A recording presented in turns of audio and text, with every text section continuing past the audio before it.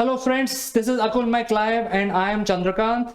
Today morning I received an email from a management consultant, very experienced management consultant with 20 years of experience, and this gentleman is asking for a job. I've gone through his profile and I'm really confused because that today's context, the type of client that we find and the type of business we are in is not what this management consultant has done. And therefore, that made me to think, what is the possibility of management consulting business today, how they should reinvent to stay relevant. And to have this discussion, I will be joined by a very, very senior personality from UK, who himself has been a very, very popular figure in the business. So friends, I'll join back along with my guest after a few promotional messages. Don't go anywhere. This is just a short break.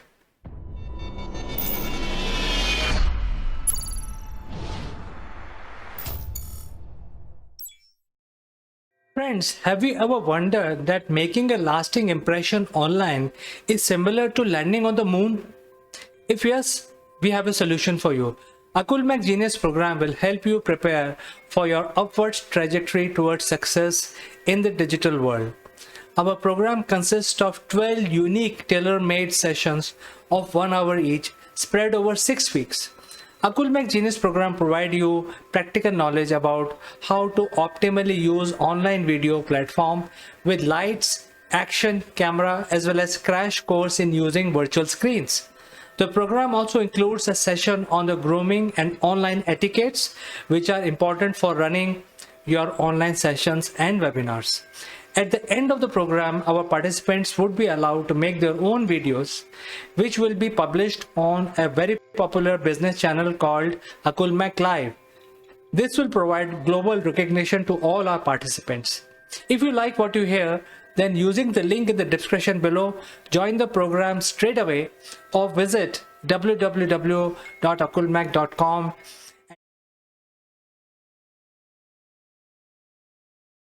Welcome back, friends, and today we have a very interesting topic to discuss. It's about management consulting, and to discuss this we have a very distinguished guest in our studio, Mr. Gaunt. Welcome to the show, Neville. How are you today?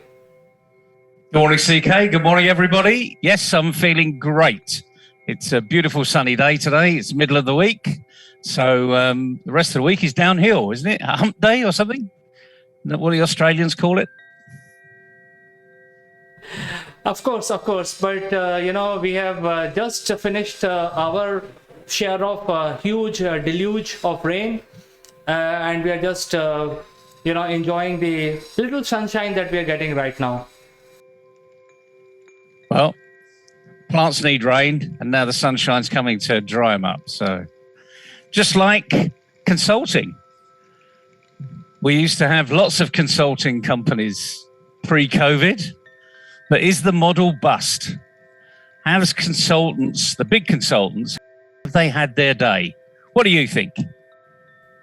Well, Neville, I think that I worked for corporates where these consulting companies were hired to guide the corporate in the right direction, to find the new path, to find the new businesses. How do you find new clients, new type of clients, etc. So, we know all these top 5 companies.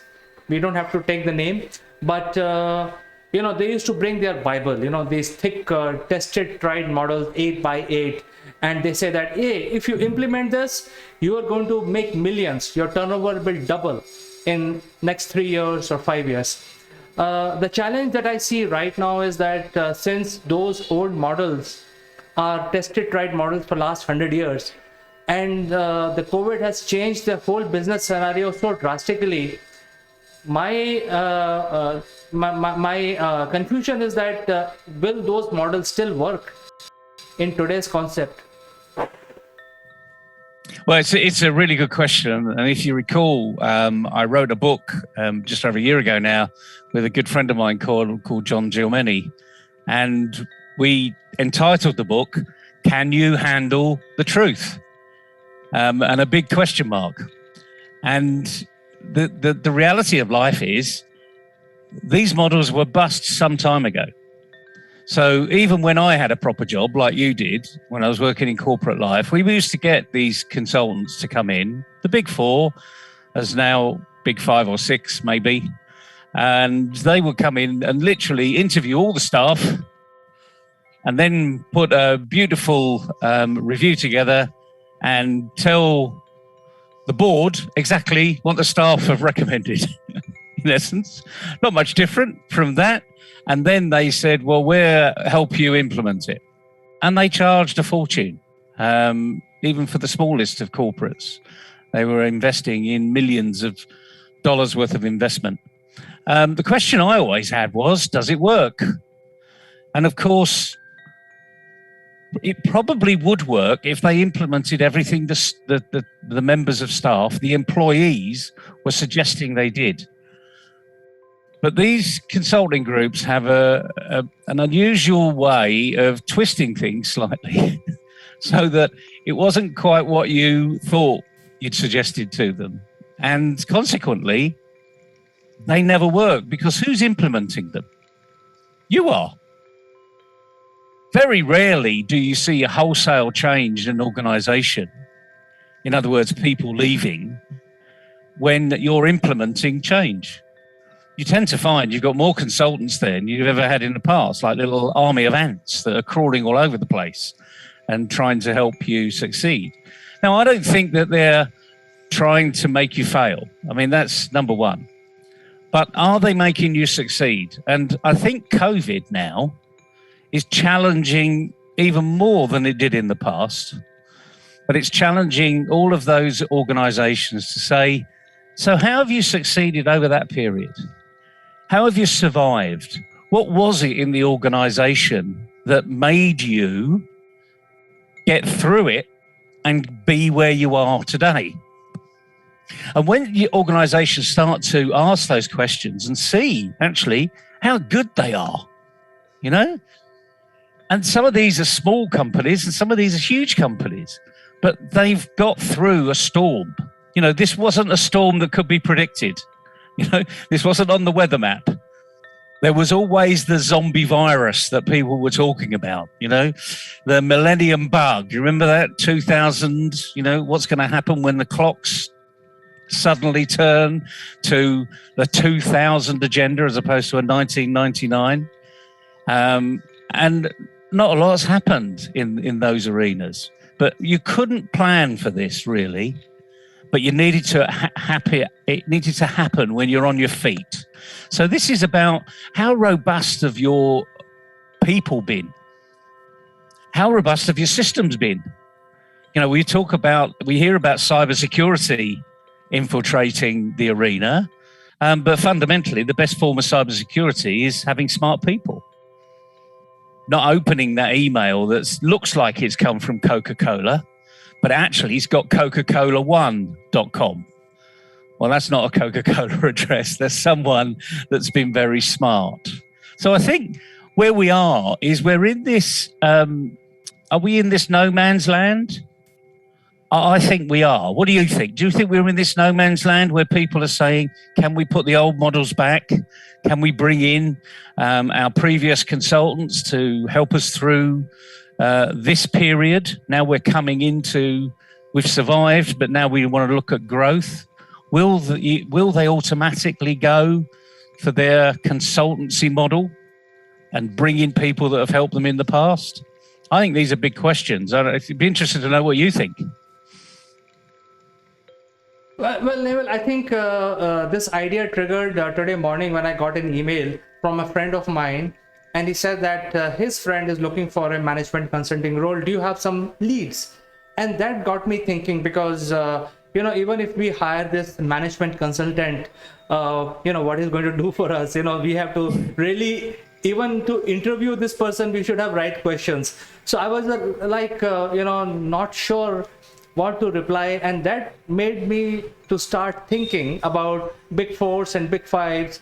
You know, they used to come with a strategy saying that, hey, if you fire so many people in 3 years, you will double your revenue.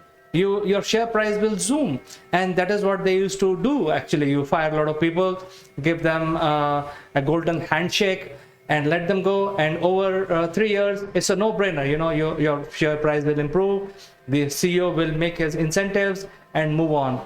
So that used to be the plan in those days. That plan is not going to work now because everybody has moved on. There is nobody to fire. So how do you steer the company in the right direction? So that is why my question today, Naval, I don't think the old book or Bible of management consulting will work for companies of today. So in essence, what you're saying is that the companies have been through the hardship and then they've had to get rid of what you might call dead wood, for want of a better term. And it just so happens that the COVID crisis has probably identified a lot more dead wood in the organisation than perhaps you would have thought of previously. I mean, it's an interesting arena. I mean, I always have a little smile on my face when I get that type of email, because let me just ask you, what's the role of management consultants? What do they do? Just simply, not in detail. What do they do? Well, I think, in my opinion, please, viewers, please pardon me because I'm going to talk what I think. These management consultants will come to your office, will interview or pretend to interview thousands of people across the board. They spend 2 months, 3 months, and they bill you for that, for interviewing and listening to your story, boring story. Hey, what happened? What didn't work? What worked? Etc. They are not doing anything with that. After 3 months over, when you have already paid $1 million to them, they will come up with their own plan, as if they have done a lot of research within their after taking your interviews, and they have come out with a very tailor-made plan. But in reality, it's the same plan. IBM would have got the same plan. CSE would have got the same plan. HP would have got the same plan from the same consulting company. And that plan is a 3-year plan. You implement this matrix 8 by 8, get rid of deadwood, and within 3 years, you'll find new clients, you'll find new revenue, your share price will double, and they will walk away with their incentive after 3 years. So I think that is what I feel personally. And my disclaimer is, it is just what I feel. I may be wrong also, but this is what I felt as a client of these big fours. Well, like anything else, and this is about what you and I think here, and some of it is evidenced. And indeed, you've more or less said exactly what we said in the book, Can You Handle the Truth? Because that's what they do. And the interesting thing is, do you know what? They've done it for many years and it works. But the interesting thing is there is a different way of doing it, and you could do it yourself. But like anything else, majority of companies are already exhausted their employees, and they've got more than a day job each because they're getting more for less. But I'd just like to go back to the very simple thing about what consultants do. What they do is that they take you, what you believe they will do is take you to another level, to another plane, to improve your KPIs, your profit, your loss statement, your cash flow, stabilize your balance sheet, improve your balance sheet, get you more money, whatever it is. But the point about consultants is they're, in many respects, stopping the rot, if you want to call it one thing. I call it behavioral waste, and actually taking behavioral waste out of the system and putting new processes in place. They wouldn't know what behavioral waste was, most of them, but that's in essence what they're doing. So the key thing is, when you got that email from someone who's a friend of a consultant, weren't they doing it for themselves? Why isn't this business consultant actually doing it for themselves? They're always asking, lots of small consultancies are always asking for referrals into other organizations. And the interesting thing is, I don't want a referral in. I want to go and say, so what are you doing? How are you doing this? What are you doing about it? Because that's what they do. That's what consultants do. They ask questions. But they're not asking questions of themselves. Where am I getting business from? What is my core business? How am I going to grow? What processes am I adopting that are a complete waste of time? What processes should I be adopting? And I think this is the challenge, actually, of the small consultant. Because the really good ones are always employed. Always. You know, they've got more work than they can actually take on. And the thing is about the next tier it's like boom and bust. When they're employed, it's great. When they're not employed, they're asking for referrals. They need to start asking themselves questions. You know, what was it I did when I was fully employed?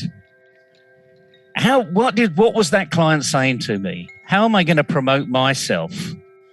Because that's how they get into the next tier and be fully employed. It really is as simple as that. You know, I don't want to make it complicated, because it's not.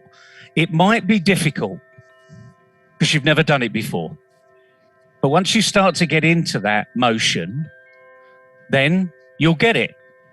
Now, another thing, you and I get emails all the time from all over the place. I get a load of emails and asked to be connected on LinkedIn. What's the biggest thing on LinkedIn that you've had people offering you recently? Well, Neville, I think the biggest thing that I hear from people is how you can sell yourself on LinkedIn. Exactly. You know, I mean, I almost sort of, I led you into the answer. It wasn't deliberate, but how can you improve yourself on LinkedIn? What have you got to do? So all of these LinkedIn so-called experts, and I'll say so-called because there aren't that many that are that good, because they're all following very much the similar routine. But when you meet one of them, why isn't this management consultant investing in one of them? Because the management consultant is actually asking a company to invest in them. So you can't actually say, well, you do it this way, but that's not for me, because you're telling them to do exactly what you're prepared not to do. So I always find this a fascinating arena where people say, oh, you know, a bit down on my luck at the moment. You know, I'm a management consultant. Can you help me? Why? You know, it's a bit like an IT expert. You know, why do you need my help? If you're that good, you should have a string of companies out there.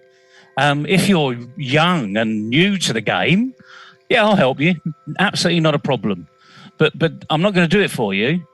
I'm going to ask you some pretty tough questions. And for those listening, if you want me to ask you those questions, I just have. So listen back to what we said in this discussion, because it's about growth. It's about survival initially, and it's about growth. Have I got a business? Is it scalable? Is it just a me? Is it a cottage industry? Can I collaborate with other people? All of these questions we can ask ourselves if we're in the right mindset. And I guess it always comes down to having the right mindset. And, you know, thinking about what I've just said here about that consultant that's, you know, asking for you to help them, has that given you any thoughts about what help you're going to give them? Well, I don't have an answer, actually. I'm don't know what to reply to him. I can't tell him, hey, there are no jobs. Even if I circulate your CV, there will be no response.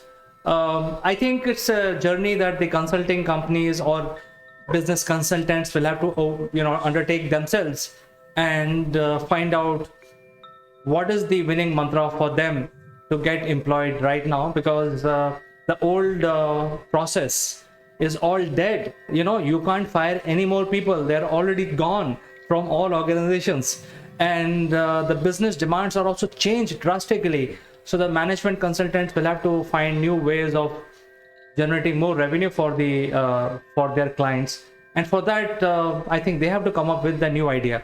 And so far I have not seen any new idea from anyone so far. Well, is it a new idea, or is it just knowing about the business? I mean, one thing, as many people will know, I come from the oil and gas industry. Now, we used to employ real specialists in oil and gas. And why was that? Because they knew the industry inside out. they knew that there was never a 100% win. They knew, or the good ones knew, that it was a cumulative effect, a bit like compound interest. I'll get 1% here, 0.5% there, 2% over there. But they had this almost like a map in their mind of what other companies have done and how perhaps you can navigate these very different waters. Because, as you well know, despite the fact you're in the same industry, you may employ exactly the same number of people, looking as though you're doing exactly the same thing, but in reality, you're not.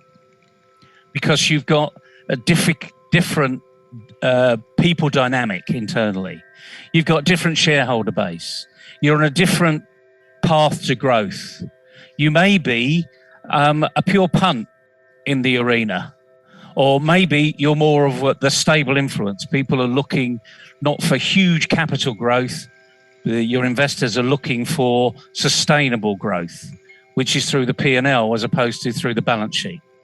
So I think there's a fantastic opportunity currently for really good, independent, or the large consultancies.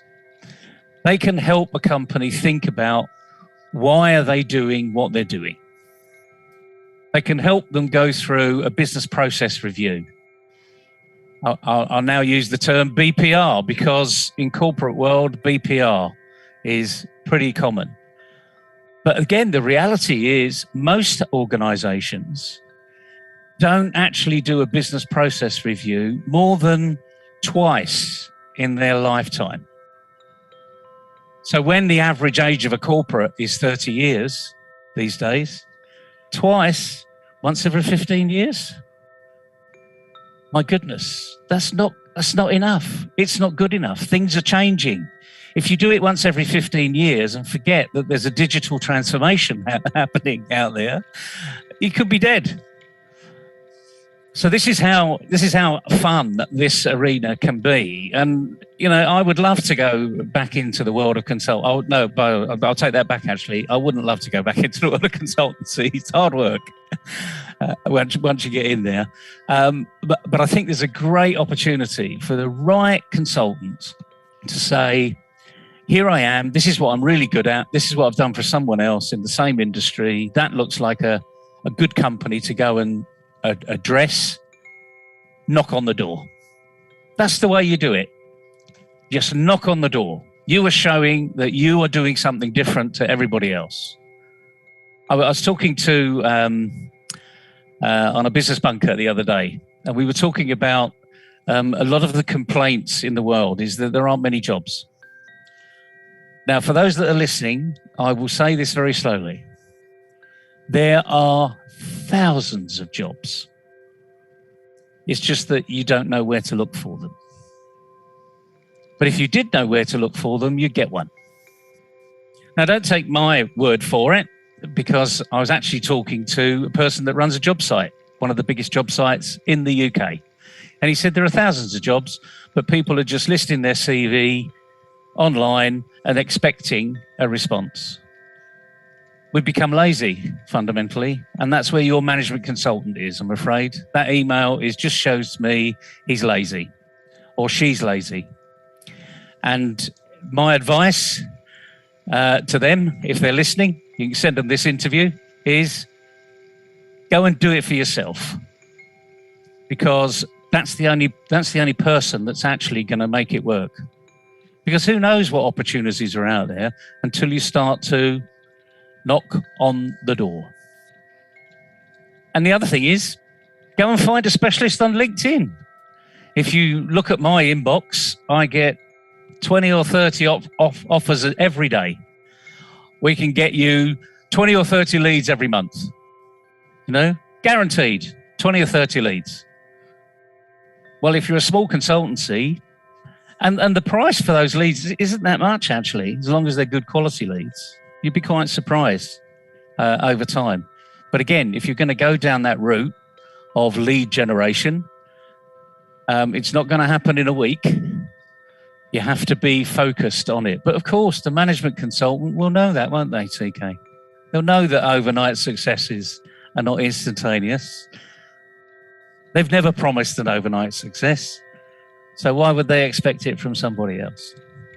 Just a little bit of fun this morning in the world of management consultancy, or any type of consultancy, really, because the same thing applies.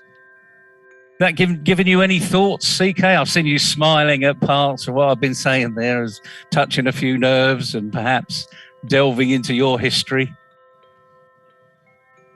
Well, Neville, I think you made a very good comment. That is, first, management consultant has to understand the business as it exists today, and then make a pitch.